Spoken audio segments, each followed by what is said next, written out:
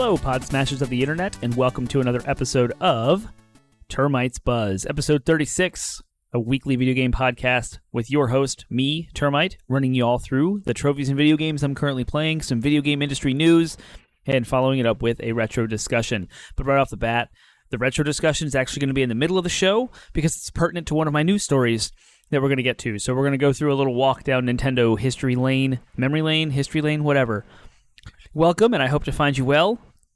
I'm coming off of a very strong running week, but a low-key weekend, which is pretty great. There was a tropical storm that ran up the East Coast that dumped a ton of rain on Saturday, and it canceled a bunch of stuff. So we kind of had a day at home, resting and relaxing, catching up, watched a lot of TV for the kids, and my gaming stuff is like in the living room. So on a side note, I really wish I had that PlayStation Portal like handheld thing. I pre-ordered one. It's coming out in November. It's the remote play into PlayStation 5. Would have been super nice to have on Saturday. There was a lot of time laying on the couch. I had a long run Saturday morning. It's as you train for marathons, if you want to run them well and you want to run them with some decent speed, you are required to run several long runs of 20 miles or more. And in my training plan for this year, I've got 4 of them on the calendar. I just ran my second one, and it was in the middle of this tropical storm with all of the rain and the wind, which was legendary as far as a runner's experience. Everyone was amazed that I was even out there. I'm running with a group in Charlottesville. There was quite a few people that were still out there with us, so it was great to see the camaraderie and everyone showing up to do hard things. It was awesome. So my legs were shot because when you run that long, it happens. But I felt better than the first 20 I did. So here's to progress and all of those things. But that's the context of why I was willing to just lay on the couch all day on Saturday. Saturday evening, we spent the whole evening at a friend's house, or neighbors, because we live in a neighborhood where we can just walk to all of our friends that are close by. We were able to just walk down there with our children. Their kids played with our kids, and we ordered Chinese food, and we talked about everything and laughed, and it was wonderful. So our rainy Saturday wasn't really a wash. It was kind of nice.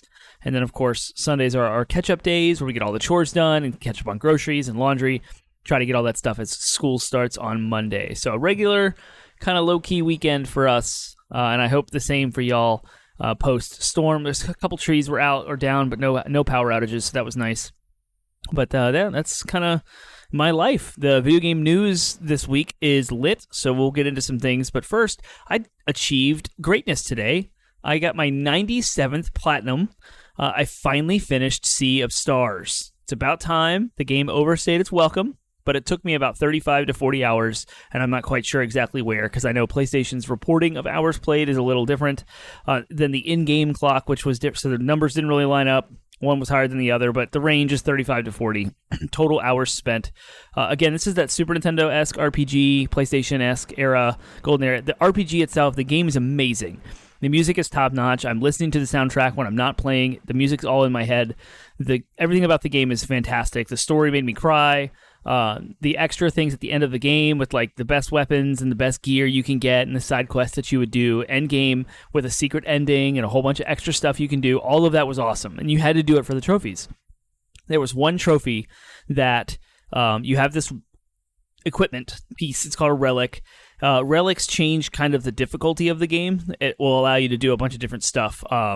Like when you're in battle, you have to time your attacks like Mario RPG so that you can do more damage. There are relics that will help you do that, but it lowers the bonus. So it like kind of, it's like not risk reward, but like skill reward. You're not as powerful if you don't want to try to do it. You can turn that on. It's an example, but the one that needed for the trophy, the actual description of the trophy is you must defeat 10 bosses with this relic turned on. And what the relic does is makes the boss fights extremely hard. It cuts your HP down by 95%, so your HP is around 20. You will be one-shotted if you don't time the guarding, the blocking, so you have to be on. And you can only do damage to the bosses when there's these things called locks. It's a game mechanic where when a boss is casting, there's like icons up on the screen, and you have to hit the boss with specific types of attacks. So moon, sun, poison, I'm forgetting the other one, or like blunt weapons or sharp weapons, whatever, but you have to break the boss's defense down and interrupt the cast before you can do any damage. So it does make the boss fights significantly more hard. So, of course, following trophy guides, the best thing to do is to start New Game Plus, turn the relic on, and then fight the first 10 bosses of the game.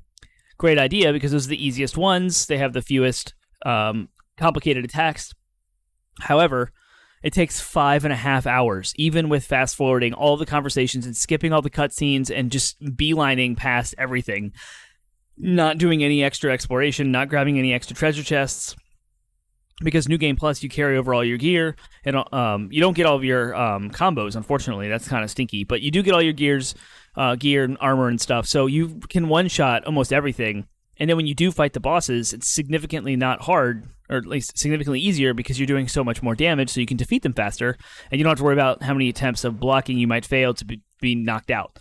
So anyway, that was the part that overstayed its welcome. At that point, I was completely done. When you 100% a game, you do every single treasure chest, every single side quest. I've gotten every fish, every question pack, every music pack. I've defeated the mini game. It's called Wheels at every single location. I did all of the things. I got the secret egg, ending. I got the secret ending. You know, you've already done this stuff. And while that was all fun and fine and dandy, when you're done, you want to be done. You just start a whole New Game Plus and have to like speed run through and fight these bosses again just because you have to defeat 10 bosses. You get that item so late in the game, I don't think there are 10 bosses to do it on without starting over. So you have to do a New Game Plus. So it's kind of a dumb trophy because it's forcing you through a start of a playthrough. And so I was done. I was finally like so frustrated just by wasting time. It was like every time I would like accidentally drop off a cliff and have to like re-climb a wall, which is like, I don't know, 5-10 seconds of extra work, I'd be like so frustrated. Like, oh my gosh, you know, I don't want to do this. I don't want to be here. I'm done. But the game is awesome. So that was the one trophy. And because this is a trophy talking segment of my show, I wanted to go into detail about it that I did not like. So the greatest thing about Platinum, not the greatest thing about getting Platinum trophies, one of the great things about getting Platinum trophies is the chance to start something new, to move on to another game. And you might think, Termite, you'd been talking about Star Wars Jedi Survivor. I need to continue to go back and do that. And I've been distracted by Starfield, and those are things on my plate. My backlog runs deep. But I'm ready for fall, because now it's like late September, the weather is breaking, I checked the temperatures. We're talking no more 80s for the next 10 days and lows in the 50s and 60s. So I am here for the fall scary crunchy games. Crunchy because leaves. That's not crunchy hippies. But I wouldn't mind a crunchy hippie game either. So that'd be kind of cool. But anyway, I'm ready for like the fall crispy weather games. And I'm looking at Resident Evil 4, the remake. T-Bone got it for me for my birthday. It's installed. It's patched. It's ready to go. Don't think I'm going to platinum it because it seems ridiculous. So you have to do like in the 8 playthroughs and hard difficulties and all this stuff that I hate. And then I just got a little deal. So on Twitter, I follow Wario64. It's definitely something I recommend anyone do that wants to care at all about finding hard-to-find collectibles in video games or finding good deals on video games. He tweets every single sale from every single retailer, even the ones you've never heard of, every time something goes live. I have literally used him for all of my collector's editions, my special edition consoles, all of the amiibo that are hard to find, and sometimes non-gaming related things like Pokemon cards. He tweets constantly. Well, there was a QVC, which is like the company that's kind of tied to the Home Shopping Network from back in the day. Just a different retailer that's kind of ad-ridden and annoying. But they had a deal. If you were a new member, if you created an account as a new person, you could get $25, I think, off of? Yeah, $25 off of anything. And so Mortal Kombat 1 for PlayStation 5 was on the list. $25 discount brings it down to $45, free shipping. I was like, yes. So I bought it. It's not here yet. I looked at its trophy guide. It seems very doable at about 25 to 30 hours. A lot of grindy stuff that I might be able to set up a remote play script like I did with Mortal Kombat 11 to kind of grind through some of the dumb stuff and be able to kind of automate that. Maybe reducing the amount of time required with my hands on the controller to get the platinum, but I heard the story's good. I mean, $45 for a fighting game of like the current gen, it's Mortal Kombat. I gotta have them, for my collection. I gotta have every Mortal Kombat. I think I've got them all. I'm not missing any, but some of the spin-offs. I have all the mainline Mortal Kombat games, so this will complete my collection. Totally worth it. So I'll have Mortal Kombat 1, maybe Resident Evil 4. Those will kind of be my fall crispy games, crunchy, and leading up to Spider-Man, which comes out October 20th, and Super Mario Wonder. And that weekend is going to be lit. My wife just booked a backpacking trip. She's going to be gone. And I am looking to see if my kids could be watched by my parents or a combination of my parents and my wife's parent, her mom, and figure out like some childcare situation because I do have a long run that weekend again. And I am looking to just veg out recovering from the run and playing tons and tons of Spider-Man 2. I cannot wait. The Blink-182 album comes out on that day, and 2 songs were released this week, and they were amazing. So lots of things going on that weekend. So between now and then, fall, crispy games leading up into the holidays. It's going to be awesome. I can't wait. It's going to be good stuff. I love the fall. Fall is one of my favorite seasons for gaming. And here we go. I think we're going to go into the news. That's what I've been playing. That might be what's next. And without further ado, there's been more information about the Nintendo Switch 2, or the successor to the Switch, or the Super Switch, whatever you want to call it.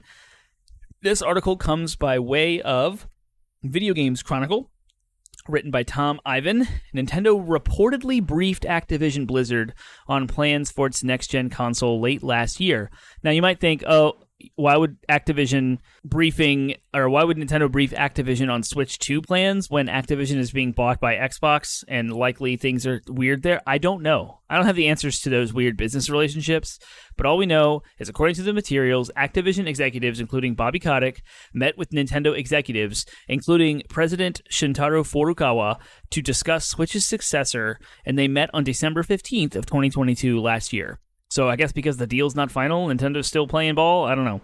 Briefing materials sent to Kotick ahead of the meeting by Chris Schnockenberg, ahead of Activision's platform strategy and partner relations, appear to suggest that the company expected the console's performance to be comparable to PS4 and Xbox One. Given the closer alignment to Gen 8 platforms in terms of performance and our previous offerings on PS4, Xbox One, it is reasonable to assume we can make something compelling for the NG Switch as well, he wrote. It would be helpful to secure early access to development hardware prototypes and prove that out nice and early, is the quote. And Kotick, who admitted he'd made an error of judgment in not bringing Call of Duty to the Switch, given the console's commercial success, was asked if it was likely that future series entries would be released for the new Nintendo hardware. Quote, I think we would consider it once we had the specs, but we don't have any at the present. He asked again, and he reiterated, like I said, once we get the detailed specifications, we missed out on the opportunity on this past generation with Switch, so I would like to think we'd be able to do that, but we'll have to wait and see. We get the specifications. Nintendo was yet to officially comment on plans for its next console. So I want to take a step back because everybody on the internet, of course, and all the other news outlets, they're all reporting, oh my gosh, Nintendo Switch's successor is going to be underpowered. It's not going to work. It's not what we want. Now we can go down my retro discussion, folks. We're going to take a walk down Nintendo history, down memory lane, and we're going to look at all the different comparisons of the Nintendo consoles to their competitors and look at how they've performed in the market, meaning sales, and how much money they made, because that's what matters the most. Yes, consumers have like the rah, blah, blah, blah. I want 4K, I want 60 frames, I want 120 hertz, I want variable refresh rates, I want ray tracing, all these top-end, top-of-the-line PC gaming specs in their consoles, but that doesn't make money. And we're going to talk about that. So going all the way back in time to the Super Nintendo. The Super Nintendo outclassed Sega in terms of power. Without getting too much into the numbers, the Super Nintendo could produce more colors in the screen at once, sprites could be bigger, and it could produce at higher resolution. The PlayStation 1's running power paled in comparison to the N64, at least on paper. The PlayStation 1, it ran at like 33 megahertz, the N64 ran at 93 megahertz, the N64 was 3 times as fast as the PS1. However, while the N64 had more juice, the PS1 did have to work with more since the CD format presented opportunities for higher sound quality and realistic graphics and smooth gameplay. We're looking at the history of the top of the selling consoles. We can see that in those 2 generations, Super Nintendo outsold Sega Genesis. The Super Nintendo sold 49 million, and the Sega Genesis sold 30 million. So, I mean, again, that doesn't prove my point, right? That's a higher performing hardware. Super Nintendo outsold Sega. Nintendo had the name, though. They had name recognition in Mario. The console wars were crazy. Sonic was like eating Mario's lunch for a while. It's a whole thing. For PlayStation, we had the N64 being more powerful, and the name was still there. Mario, Zelda, right? And we had Legend of Zelda Ocarina of Time, Mario 64, Mario Kart 64, legendary games, GoldenEye, 4 controller ports, Banjo-Kazooie, Donkey Kong 64, all these huge hits. But PlayStation 1 outsold them. They beat them. And with things like Tomb Raider and Spyro and Medieval and all of those Japanese RPGs, Final Fantasy VII, of course, the PlayStation outsold it. Then we move on to PlayStation 2, the next generation after that. And we had the PlayStation 2 lined up against the GameCube. There was an article written by IGN, and I grabbed this little snippet from there. We've not set out to prove the PlayStation 2 is an inferior system, only that Nintendo's is just as strong on every single aspect or respect, technically speaking. The PlayStation 2 is currently the best-selling console of all time. And I did some research before on the show, and I tried to figure out what is the performance parity between PS2, GameCube, and Xbox, and they're very, very close. And it really was like a developer thing. The consumers really didn't experience much differences, and each title was different as far as which version of a third-party release performed better on what system. So take Mortal Kombat, Deadly Alliance, for example, and you look at PS2, GameCube, and Xbox. Each version would have a thing that it did better than the rest. Xbox had the online connectivity and Xbox Live. PlayStation 2 had sometimes sharper resolutions, and sometimes the GameCube had better frame rates or something. I mean, it's always different. But the PlayStation 2 is still currently the best-selling console of all time. So even though Nintendo had matching hardware, didn't work. PS1 outsold the N64, matching hardware. N64 was a little better, didn't work. Right? So then you move on to the Wii. And now we know the Wii was super underpowered, given that it didn't have anything above HD at all, where the 360 and the PS3 had HDMI cables, 1080p support, PlayStation 3 could play Blu-rays.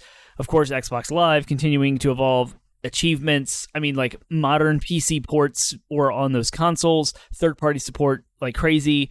And then we had the Wii, which was running at 480p, had legendary software from first-party developers. So, of course, Mario Galaxy 1 and 2, Metroid Prime, the remake. The list goes on of Wii titles, Skyward Sword. The Wii outsold everything. Right now, the Wii is the 7th best-selling console of all time, and it outsold both competitors, PlayStation 3 and Xbox 360. So the Wii is a huge success story, but majorly underpowered. It was the first time Nintendo was like, you know what? We're not going to match hardware. Because in the previous generations, the Super Nintendo, the N64, and the GameCube, they sold less. Every single generation, they were selling fewer and fewer units, which it wasn't working.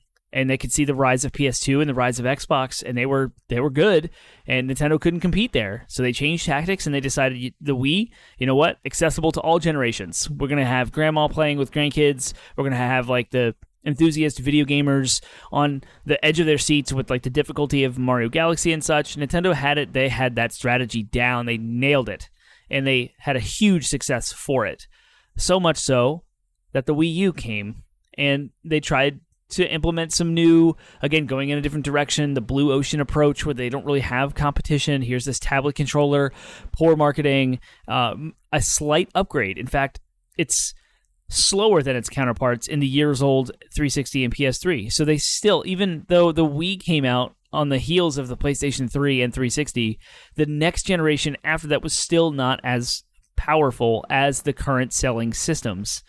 They could port some games to it. I think you can get Batman Arkham City on it. You can get Mass Effect 2 on the Wii U. But the Wii U graphics chip doesn't match. It either matches or is slightly faster than the rival's graphics chips, but the processor is slower. So another affirmation that Nintendo rarely cares about being on the bleeding edge of performance when it comes to loading up the features in its brand new game consoles, and it flopped on the market. It was awful. As you know, it was the whole thing. But they were doing really well on the handheld side. And then you fast forward again to the actual Nintendo Switch when it was announced and it was launched. It came out in 2017, which was 4 years after the PlayStation 4, right in the middle of the PS4, Xbox One generation.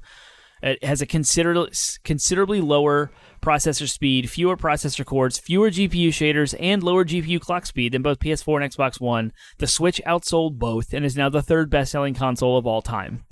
So again, it's all about the user experience and the funness of the games dictating what is selling, what is happening. This ability to dock the system to your TV and sit down on your couch and play, pick it up, take it with you on the go, disconnect the Joy-Cons, hand them to a friend, multiplayer, all of that unique things. You can't do that stuff on Series X and PS5. So here we are. Like, Sony and Microsoft advanced to the next generation while the Switch is still going, and now we're talking about the Switch 2 not being as powerful as the previous generation. This is a precedent that Nintendo has set since the Wii. We've been here since 2006, almost 20 years ago. Nintendo has never competed at the hardware level. They don't do that. They come up with their own thing, their own blue ocean, their own strategy. Some people call it a gimmick. Some people call it an innovation. Which direction you want to go, your flavor of the week, you go for it. But just to say, do not worry about performance. It doesn't matter. It means absolutely nothing in the history of gaming. Nintendo has always done amazing things, innovative things, and incredible experiences, and video games from Nintendo are always top-notch, ridiculously polished, except for Pokemon Scarlet and Violet, which was developed by the Pokemon Company and Game Freak, published by Nintendo. Outside of that one debacle, all of Nintendo's games are rock solid. They don't require crazy patches, and they're not buggy. They don't clip. Their performance is solid. They look amazing. They feel amazing for the hardware you have. And if this new Switch gets a bump to 4K, then we'll have parity on the TV and monitors that everybody's using anyway, which is what Nintendo has done in the past. People weren't adopting HD TVs when the Wii came out, so they didn't target that. The HD TV sales didn't really meet the expectations that PS3 and Xbox could do until years after they came out, is when the prices on HD TVs came down enough for it to be ubiquitous, and then they capitalized on 4K midway through the PS4 generation after the Switch came out. So 4K is still very new, and of course we have support for 4K from PS5 and Xbox Series X, but Xbox's Series S console is the one that's selling more, as we learned from some of the leaks that we'll talk about later. So most people who have an Xbox Series console have a Series S, and that's that price point. That's not about hardware or performance. That's not what this is. That does not please the masses. And so don't worry, folks. If anyone's a Nintendo fan, you will be fine. The console wars are dumb anyway, because they all do their own magical thing in their own way, and they're all amazing. And I have all of them in my house, and I thoroughly enjoy all of them. As I've been talking about Starfield and playing video games on my PS5, playing Pikmin 4, I've had a blast this whole summer using all three of my consoles, and I've dabbled on PC because PC is really just a copy of the consoles. And even though I have a beefy PC and you can get the prettier graphics, you can get the better frame rates, and you can hook up the crazy monitors with the G-Sync and the AMD, whatever AMD's Fire technology synchronization is, and it looks buttery smooth and absolutely incredible, and it costs thousands of dollars. If you have that, great, enjoy it, because that's the best way to experience games if you're into that. And so, just emphasizing again, as I always have, calm down, folks. Nintendo is going to be okay. You have nothing to worry about. And that is the first story on my news and our retro discussion, all wrapped up into one. So the next thing on my news list is that Unity, if you remember that whole debacle, they've resolved it. They've walked back some of its widely criticized pricing updates. So Nicole Carpenter writes over on Polygon, go give them the click. After 2 weeks of chaos, Unity president Mark Whitten has a message. I'm sorry. Whitten's apology and a revised pricing policy comes after tumultuous, I can't even read that word, period for the company, as game makers who rely on Unity panicked over the impact of its controversial runtime fee. Unity Technologies announced Friday that it will no longer force developers into that fee structure for the current version of its Unity software, but said that the fee will apply to future versions of the engine, should a developer choose to update. However, people using Unity Personal won't have to pay at all. Developers can use Unity Personal, the free version of the engine, as long as their company's combined funding and revenue stays below $200,000, an increase from the current $100,000 cap. Unity also said that for situations where the runtime fee does apply, it will kick in only when a project has met two thresholds: $1 million in gross revenue over the past 12 months and 1 million initial engagements, which is the fancy but more precise term that Unity is using in place of installs. Developers on the Unity Pro and Unity Enterprise plans will only see fees starting with the next version of Unity, which is called 2023 LTS, and is expected to ship in 2024. An early access version, 2023.1 Tech Stream, is available for developers now. They'll be able to choose either the runtime fee as calculated by the installs or a 2.5% revenue share. Unity also vowed that it will always charge developers the lower amount between the revenue share and the runtime fee. Unity expects developers to self-report this information from data they have already available. Unity said it's working with its customers and partners to create tools and processes to assist in collecting and reporting the data. The company recommended that developers estimate those initial engagements through units sold and first-time user downloads. It has provided a runtime fee estimator for developers looking to calculate the financial impact. Games on subscription services like Xbox Game Pass or Netflix games will have to pay the runtime fee, Unity clarified. The company said that studios should talk to publishers to work with Unity on a mutually beneficial agreement regarding the fees. There's a lot of nuance in the updated policies themselves, but the main takeaway is that only developers that make more than $1 million and have more than 1 million installs will have to pay up, either via the 2.5 revenue share or the calculated runtime fee. There's a fireside chat that happened, so if you caught that, you could. Unity is a game engine that's widely used by game makers, from big AAA studios like Activision Blizzard on Hearthstone and massive mobile hits like Pokemon Go from Niantic, to indie games like Isometric Corp Games, Tunic, and Studio Pixel Junk's Unsighted. Unity, for some time, has been known as the tool that's accessible and open to indie developers. The company has had issues, like a massive layoff and CEO John Ricciello's big PR oopsie last year, but nothing yet has come anywhere else close to the widespread anger that recently announced policy change invoked. Yeah, it was a big deal because Unity is the lowest barrier of entry for video games, and we've actually touted it on the show. Penguin and I have congratulated it for its existence when we had a whole episode about engines, because there is the Unreal Engine, and while it might be more powerful, more robust, it costs money. You have to buy it from Epic, and that's a barrier of entry when you're standing up a new studio and you want to create a game. Whereas Unity had all of this free to go right off the bat, and you could create something great, relatively easy, had a lot of tools to get your feet on the ground, get your development kicking and going, animation and graphics and all of the things, physics, etc. And we've seen a lot of titles use that model. And so the initial craziness, the controversial runtime fee, was to put all of that at risk, because they were going to charge a lot of money for a lot of people who don't have that money. It would have affected a lot of currently existing games and studios that are making great indie games.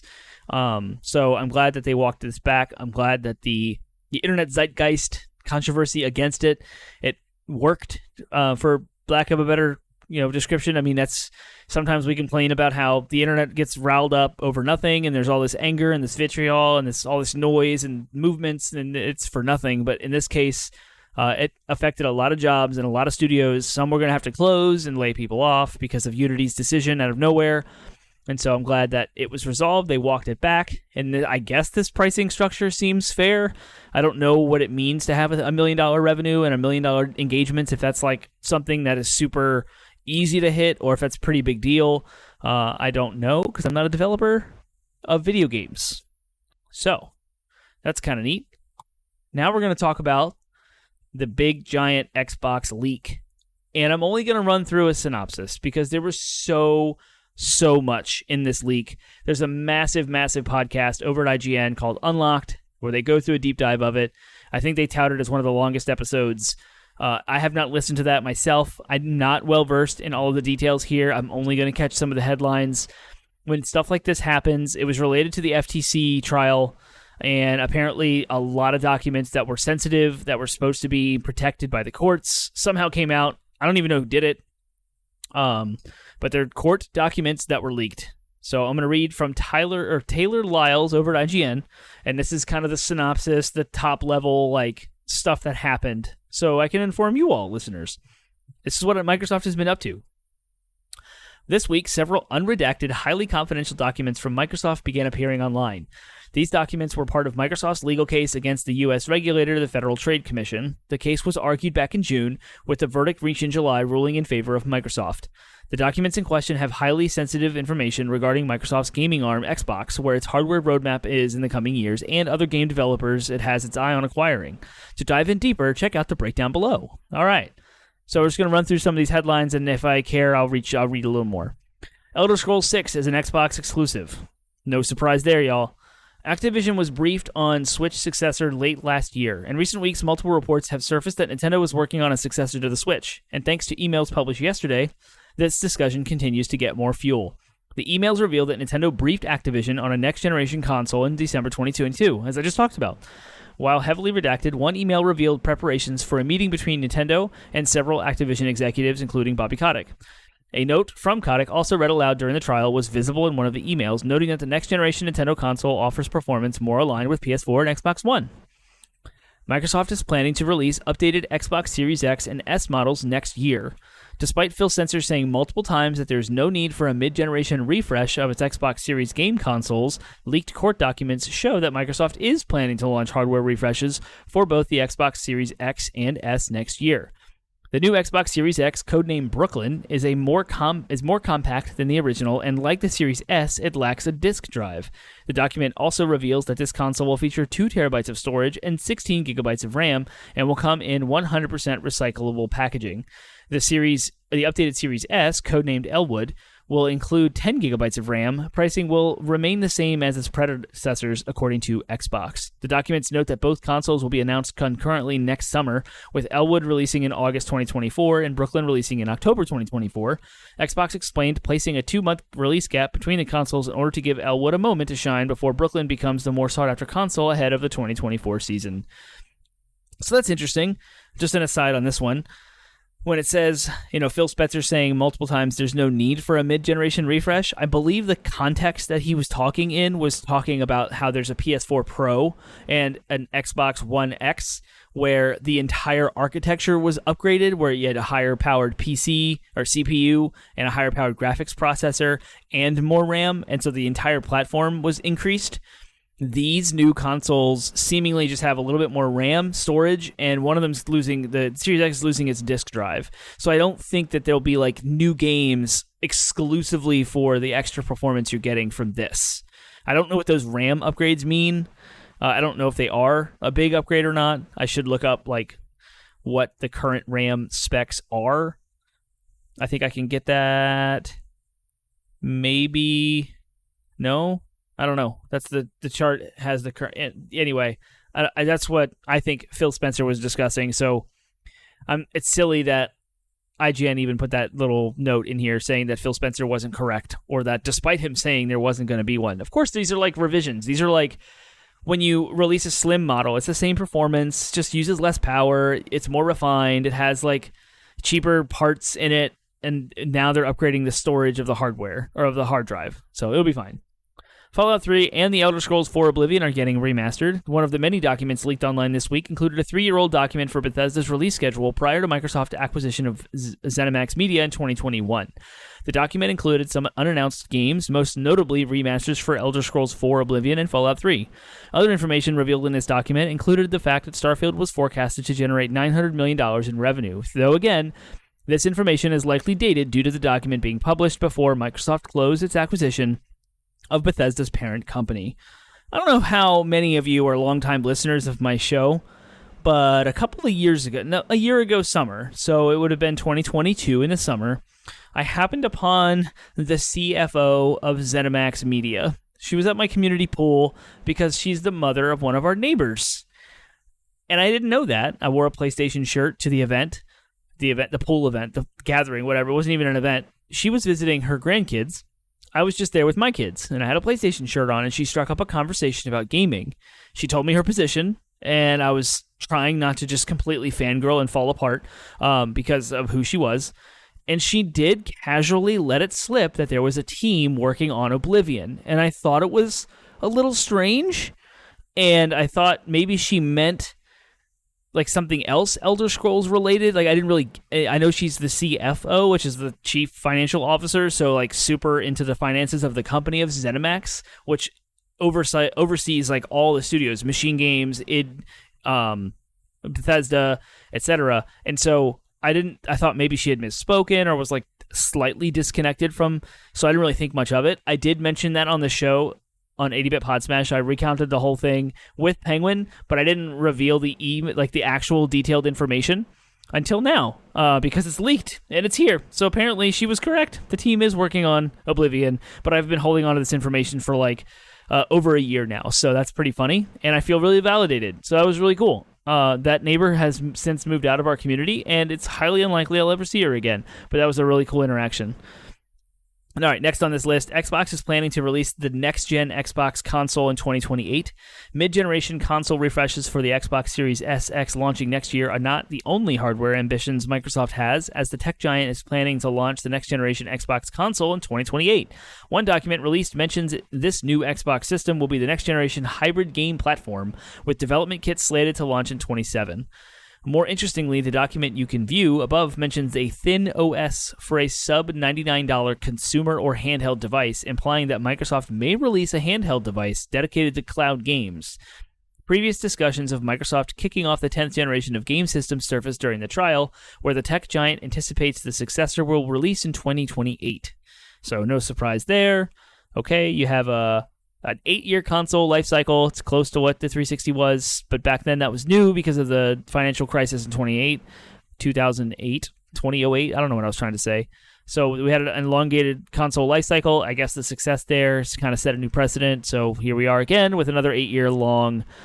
We had a 7-year-long console life cycle in the previous generation. So 7-8 years. It makes sense.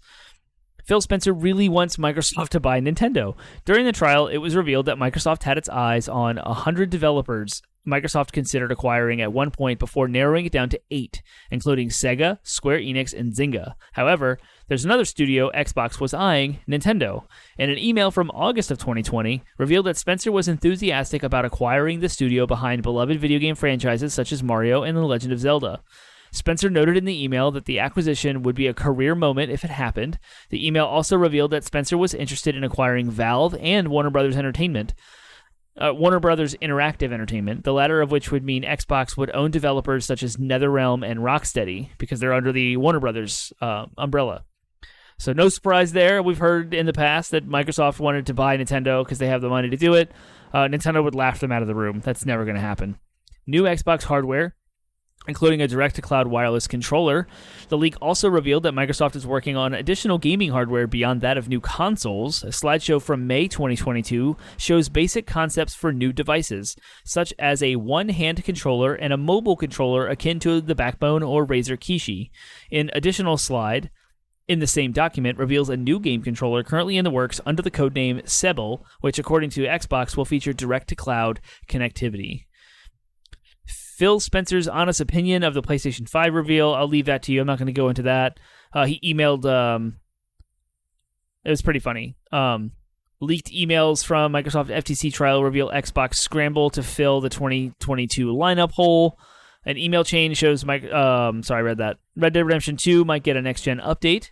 In the same email chain from May 2022, a list of potential day-and-date Game Pass titles mentioned Red Dead Redemption 2, D&D, Day and Date for Gen 9, indicating Microsoft expected Rockstar Games' critically acclaimed Western game would release on the current consoles. The FTC blames Microsoft for the leaks, so that's, FTC says it's the Spider-Man meme. FTC points at Microsoft. Microsoft points at the courts. The courts point at the FCC, and so everyone's pointing at each other, trying to figure out who leaked. Nobody knows. Xbox really underestimated Baldur's Gate 3, apparently. There's no doubt that it will be one of the best games you'll see at the end of the year. And an email chain focused on filling Xbox's huge gap hole for 2022 lineup. One individual on the thread shared a list of third-party games that the company could potentially secure for its subscription service, Game Pass. And one of those games was Baldur's Gate 3. Under the notes column, dubbed the game as a second-run Stadia PC RPG. While that remark has certainly put Microsoft under scrutiny, Larian Studios' director of publishing, Michael Dowse, pointed out that the tech giant was not the only one doubting the potential of the game and that everyone else carried the same energy. So that's interesting. A second-run Stadia PC RPG. We know Stadia was the flopped cloud service from Google. They canceled it, canned it, it's done, it's over. So they likened Baldur's Gate 3 to another one of those, which is kind of sad, but did they prove them wrong? Because Baldur's Gate 3 is extremely successful. Phil Spencer acknowledges the leaks, which I'll get to in a minute, and we know why Yakuza Like a Dragon was a timed exclusive on the Series XS, which I'm not going to get into. You can read that yourself. Xbox Series S is more popular than we expected. 75% of Xbox Series owners own the diskless gaming console, according to their numbers. As I mentioned earlier, the underpowered, cheaper model is selling more. Who knew? Just like Nintendo's strategy to not have a crazy powerful console. I do want to talk about the Sebile or Sebile. I don't even know how to pronounce it. It's this new Xbox controller. I'm going to read the slide to you because it's, of course, typical Microsoft. The world's best controller, now playing on a screen near you. Play anywhere. Xbox Wireless 2, Direct to Cloud, Bluetooth 5.2. Seamless pair and switch. New mobile app features. See paired devices and cloud. Manage devices and accessories. Immersion. Feel the game. Precision haptic feedback. VCA haptics doubles as speakers.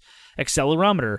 Quieter buttons and thumbsticks. Okay, so that brings it up to par with DualSense, the PlayStation 5, right, with the haptics. So if we have third-party support, now, the Xbox new controller here will support that on the Xbox side. Sustainability. Do good, feel good. Rechargeable and swappable battery. That's nice. Recycled materials and less resin. Repair and disassembly, which it flies in, it goes with, that's their strategy. They had this new announcement that they were allowing people to source parts directly from Microsoft to repair their stuff, which is kind of cool because it helps the technicians out there, the privately owned businesses, to be able to work on the Microsoft products and not have to buy from shady third party. They have an actual solution direct from Microsoft. I think that's really cool for sustainability. You have fewer controllers in the trash. People are repairing things, and Microsoft supports that. I love it. I think it's awesome. Durable and reliable, new modular thumbsticks, improved longevity, continued build improvements. That sounds like features maybe from the more premium controllers, the Edge, the DualSense Edge, and then the Microsoft Elite, the Xbox Elite controller. Approachability, engage and delight, lift to wake. I guess you can pick up the controller and it'll turn on your console. Familiar Xbox feel, same ergonomics as the original, same layout and activation forces, and all the different options as expected as far as customization, I guess, from the design lab or whatever. So that's pretty cool. Like I would mind one of these. I'd probably pick one up. And I don't know when they're coming out, but there you go. So massive Xbox leaks like a sieve. But I do want to read Phil Spencer's response to all of this. And this is an article from The Verge written by Tom Warren. So his response, here's Spencer's memo in full. Team, today, several documents submitted in the court proceedings related to our proposed acquisition of Activision Blizzard were unintentionally disclosed. I know this is disappointing, even if many of the documents are well over a year old and our plans have evolved. I also know that we take the confidentiality of our plans and our partners' information very seriously. This leak obviously is not us living up to that expectation. We will learn from what happened and be better going forward. We all put incredible amounts of passion and energy into our work, and this is never how we want that hard work to be shared with the community. That said, there's so much more to be excited about, and when we're ready, we'll share the real plans with our players. In closing, I appreciate all of the work that you pour into Team Xbox to surprise and delight our players. In the days and weeks ahead, let's stay focused on what we can control, continuing the amazing success of Starfield, the upcoming launch of the incredible and accessible Forza Motorsport, and continuing to build games, services, and devices that millions of players can enjoy. Phil. So, of course he's going to say that. That's PR, that's the thing, right? But I love Phil Spencer's ability to just own the mistakes. He did the exact same thing on Redfall's release when it tanked and it floored, and everyone was just like, this doesn't meet expectations. This is not Microsoft's strategy. What are they doing? What have they been up to? What is going on? Phil Spencer did a round of media presentations, interviews. He was out front. The same thing happened when Halo Infinite was delayed and it was not going to meet the Series X launch day. Phil Spencer was out there. He talked about on Animal Talking, Gary Whitta's Animal Crossing late night TV show, for lack of a better description. Phil Spencer showed up and he was prompted about the question in advance, and Phil was all about it. He was like, you know what? It happened. Let's not shrug it under the rug. I was going to be on the show before that happened, and now it has happened. Let's talk about it. It's great. And he has this ability to be like, this didn't live up to expectations. He acknowledges the issue. He takes ownership of it, and he promises change. And I don't know if he's tested every single thing that they wanted to go forward, but I mean, Xbox's success after Redfall and his, he was out speaking about how the company, Microsoft, didn't really engage much with, what is the studio that wrote Redfall? I just drew a blank. Everyone's screaming it at me as we speak. Redfall developer. It's the same people who did this. Arcane. Thank you, Internet. With Arcane Studios, not bringing them into the family and supporting them and giving them all the Xbox tools and money. Is that what money? Yes, but not the whatever resources Microsoft can like provide. It wasn't brought in correctly, and we saw that change already happening, like what he said. And we saw that change, and I would guess Starfield and how they approached Bethesda and what Todd Howard was saying with how Microsoft engaged Bethesda and brought them into the family and started this development as soon as they were acquired. I don't know why they did Arcane separately and differently, but here we are. So anyway, all that to say is I do still stand behind Phil. I know he was like kind of saying one thing and then lean to another, but executives do all that all the time, and really what he does is super, super benign compared to the awful ones like Randy Pitchford and Bobby Kotick, where they're just bold-faced lies. They're just out there with exuberance and extreme confidence, toxic masculinity, clearly like business. Even Jim Ryan, Sony's president and CEO, or PlayStation's, like he's even kind of slimy.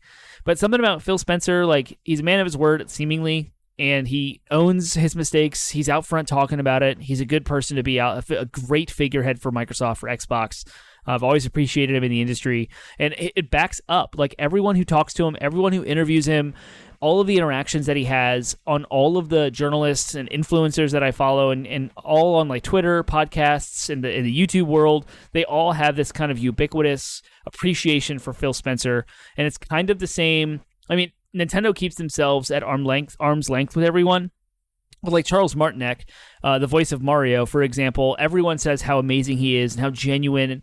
Everyone says the same thing about Doug Bowser, and saying how Doug Bowser personally reached out to people personally and asked if there's anything he could do to help, and offered support in like rough times as employees were going through some stuff.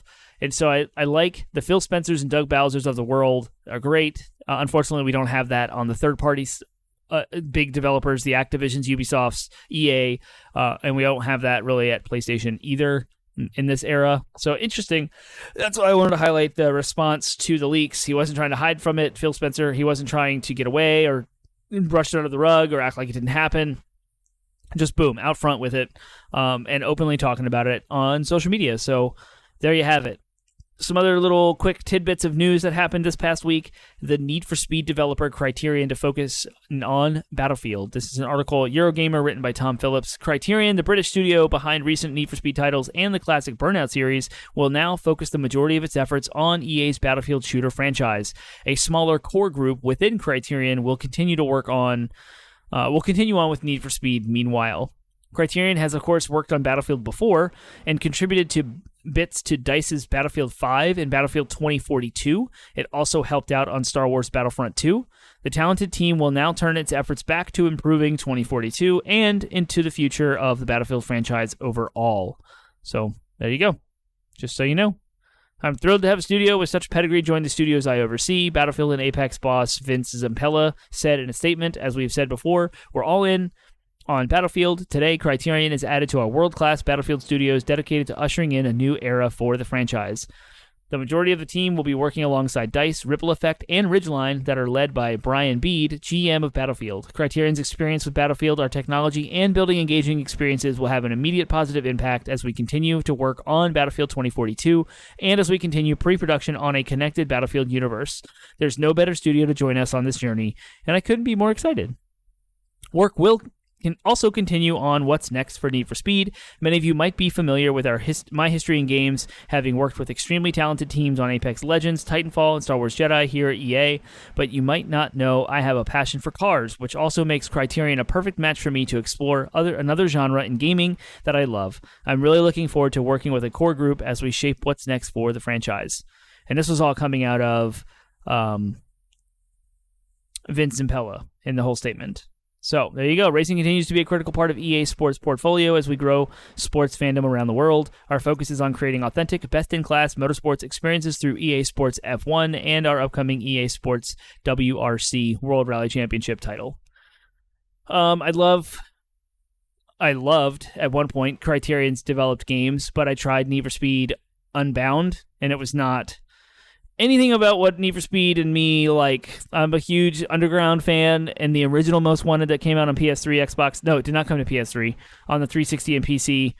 That was amazing. Absolute best for Need for Speed. And the ones after that were like mediocre, okay. Like Need for Speed Carbon, Need for Speed The Run, Undercover. And they just kind of like, even Need for Speed Rivals didn't really hit that hard. And it goes on. But, okay. if Criterion's going to move to improve Battlefield, I hope. And the reason why I put that on here is because I'm a huge Battlefield fan, and I've been disappointed, and I don't really like the World War I, World War II. I played Battlefield 1. I have the Platinum in it. I played a little bit online, at least what was necessary for the trophies, but it didn't hook me. I was super, super into Battlefield 3 and Battlefield 4. Those games were incredible. And Battlefield 4 I played on PC and PS4. I got a bunch of trophies in it. I skipped Battlefield 5 because I wasn't really into the World War stuff. I think I skipped Battlefield 5. Now I'm going to check my trophy log. See, this is another benefit of trophies. I can just go to my PSN profile page and search my wall for Battlefield and see the list of games. Why isn't it actually searching? I don't understand what's going on. Okay, that worked. So Battlefield. Battle. Okay, Battlefield 3 on PlayStation 3, Battlefield 1 on PS4, Battlefield 4 on PS4. So I do not have any trophies in Battlefield 5, but I think it's available on PS Plus or something. I was going to play it with James and the team, our guys that we play games with, whatever.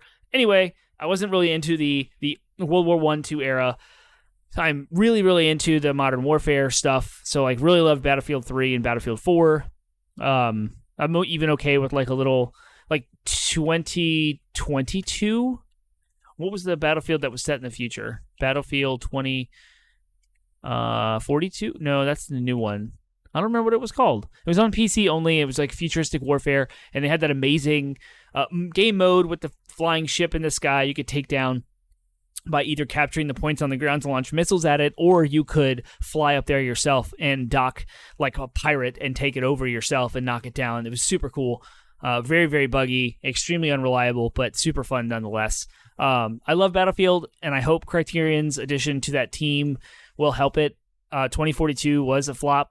I did play the demo. It was awesome, and I think it's now also on PS Plus, and I might have had it installed for a while, and I wanted to play it. I wanted to get into it, but I didn't because of how bad it was, according to all of the reviews and all of the discussions around the meta and all the things going on in that world. So forget about it. But if there's another relaunch or a big improvement from Criterion's input, I'm hopeful and would love to be in on that. Last news story. Ubisoft announces Tom Clancy's The Division 3 and appoints a new series producer. This is by Wesley LeBlanc over in Game Informer. Ubisoft has announced Tom Clancy's The Division 3 and Massive Entertainment, the Sweden-based company behind the first two Division games and the upcoming Avatar Frontiers of Pandora, is developing it. The studio announced this in a new post on Twitter today, linking to a blog discussing the threequel in it. Ubisoft reveals the Star Wars Outlaws creative director Julian Garrity will take over as the Division brand's executive producer once Outlaws ships. Garrity, I don't know how to pronounce, joined the Division team as an associate creative director in 2014 after Massive shipped the first Division game. Garrity moved into Tom Clancy The Division 2 as a creative director. As executive producer of the brand, Garrity will work on The Division 3 and other projects set in the Division universe, like Tom Clancy's The Division Resurgence on mobile and the survival action shooter Tom Clancy's The Division Heartland. Julian Garrity has been appointed to executive producer for the Tom Clancy's The Division brand. Wow, it's confusing to read. Julian will oversee all games and products, including The Division 3, led by Massive Entertainment, who is actively building a team for the game. Ubisoft says The Division 2 will remain well supported even while Massive works on The Division 3. We may have over 40 million players, but The Division is still in its early years as a franchise. There are so many incredible stories to tell, places to explore, and people to protect, Garrity writes. I think that we delivered that with Tom Clancy's The Division's cutting-edge visuals, incredible gameplay, and promise to the player that they can't get this experience anywhere else. And then again, with Tom Clancy's The Division 2, it's about refinement, it's about pushing the quality bar consistently forward. Garrity will remain on Star Wars Outlaws until it launches sometime next year. So, there you go. The Division 3, it was a weird announcement, just like a drop on Twitter. There was no gameplay teaser, it wasn't a big event, there was no, thing, and Ubisoft has a Ubisoft Forward event every year, so they could have waited to announce it there. I don't understand why they did this, and it's really just like an internal move that they were announcing, with the Division 3 being a consequence of that impact. It's kind of strange. I don't really understand what they were doing here, but it's good to know the Division 3 is coming. I need to spend a lot more time with The Division. I have barely played both of them, but I absolutely loved whatever time I have spent in them.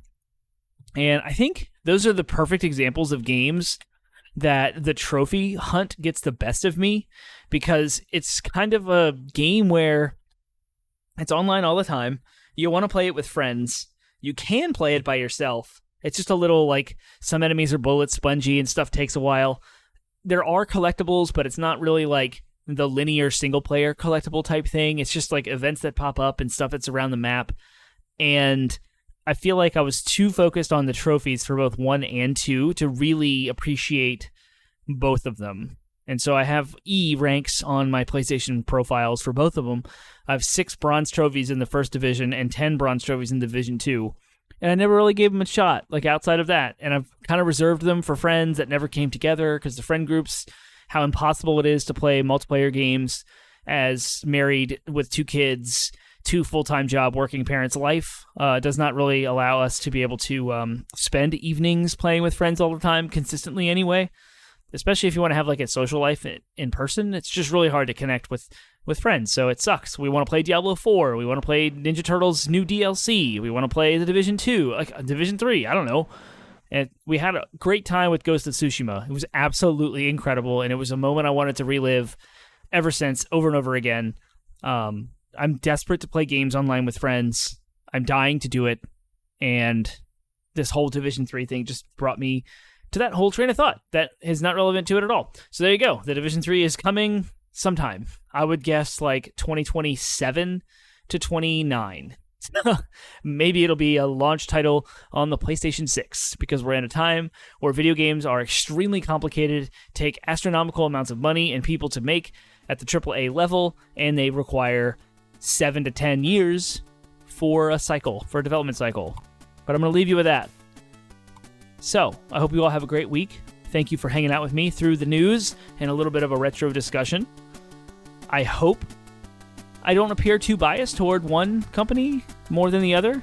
I know when I was reading all of the Nintendo stuff, I was kind of a pro Nintendo in all those things, and then when I got to the Xbox stuff, I might appear as pro Xbox. That does not mean that I'm talking out of one end than what I mean, or like, it doesn't mean I'm trying to placate everyone. I'm just a corporate, sellout or whatever. I play games on all platforms. I love all video game platforms. I have all of the consoles in my basement. I have tons and tons of video games, massive collection across everything. I'm not a console war person, and I'm not a fanboy. I play it all.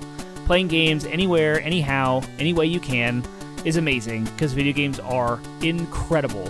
And every single time I am constantly amazed by the next game. Starfield and Sea of Stars both were absolutely nuts. I just sometimes take a moment to just think, like, wow, video games are freaking awesome. This medium is the best one in entertainment, at least for me. I don't get as many of those moments watching TV shows or watching movies or reading books. Occasionally, but not as often. Sometimes it just takes it. Like, 2023 has been lit. This game year has been insane, and I'm really looking forward to the Game Awards. So, sorry for the little rant. Video games are awesome. Playing them anywhere you want is awesome. Respect and love for your gaming habits on your gaming machines. Even if you want to do a PC master race thing, and just be cool and appreciate the consoles for what they are. With that, see you next week.